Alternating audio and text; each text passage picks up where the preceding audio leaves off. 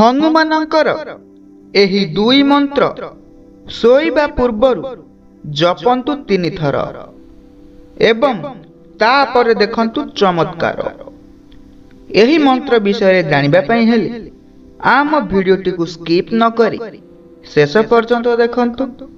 जदि आपण आम चैनल रे नुआ अछंती आम चैनल को सब्सक्राइब करी कमेंट रे जय हनुमान लिखंतु। बंधुगण, कली जुग रे हनुमानंकर पूजा सबुठारु अधिक करा जाए, कारण महावीरंकु पूजा करिबा द्वारा शीघ्र फल मिली थाए।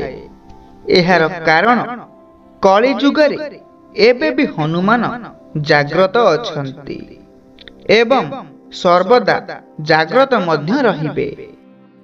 वास्तव रे प्रभु श्रीराम एवं मां सीता हनुमान को एही वर प्रदान करथिले कि से सर्वदा दुनिया रे चिरंजीवी रही भक्तंकर कल्याण करिवे।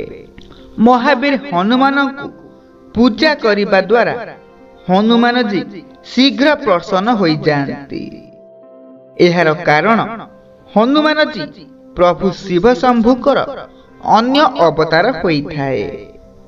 जदि आपण हनुमान जी को पूजा करिवे तेबे मृत्यु भी आपण को छुई पारिबो नाही।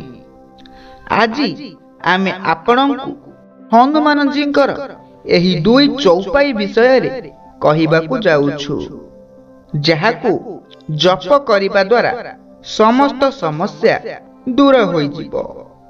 तेबे आसंतु जानिबा रामायण रे कुहा जाइथिबा महावीर बजरंग बालींकर एही चमत्कारी चौपाई विषय रे। प्रथम चौपाई, ना से रोग हरे सब पीरा जपत निरंतर हनुमत बीरा। अर्थात जेउ व्यक्ति रोग कष्ट रे पीड़ित रहउछंती सही व्यक्ति एही चौपाई जप करिबा द्वारा सब कष्ट दूर होई थाए। प्रभु हनुमानंकर एही चौपाई निरंतर जप करिबा द्वारा समस्त पीड़ा दूर होई थाए। एहा सहित महावीरंकर चालीसा को जप करिबा द्वारा सब समस्यार समाधान होई थाए एवं एही चौपाई को भक्तिर सह 108 थर जप करिबा द्वारा शुभ फल मिली थाए। द्वितीय चौपाई, जय जय जय हनुमान गोसाई कृपा करहु गुरुदेव की नाही। जो 112 पाठ कर कोई छुटई बंदी महासुख होई। अर्थात हे प्रभु महावीर आपणकर जय हेउ। आपण गुरुदेवंक परि आमको कृपा करंतु एवं एही चौपाई को जेउ व्यक्ति 100 थर पाठ करे सही व्यक्ति को महासुख मिली थाए।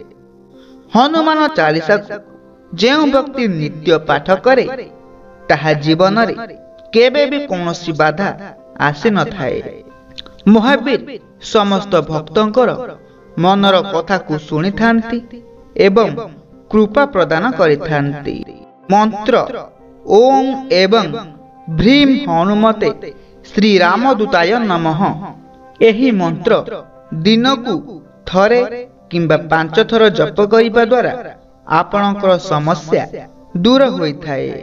चाकरी जनित समस्या हेउ किंबा पारिवारिक कलह किंबा संपर्क रे तिक्तता रही थाउ सबुथिरु मुक्ति मिली थाए। समस्त दुखर नाश होई थाए। शत्रुंका संख्या कमी जाए एवं जीवन रे सुख समृद्धि भरी होई थाए। आशा करूछु एही भिडियोटी आपण मानकु भल लागिथिबो। जदि आमर एही भिडियोटी आपण मानकु भल लागि थाए भिडियोटी को लाइक शेयर कमेंट करंतु। जदि आपण आम चैनल रे नुआ अछंती आम चैनल को सब्सक्राइब करी कमेंट रे जय हनुमान लिखंतु।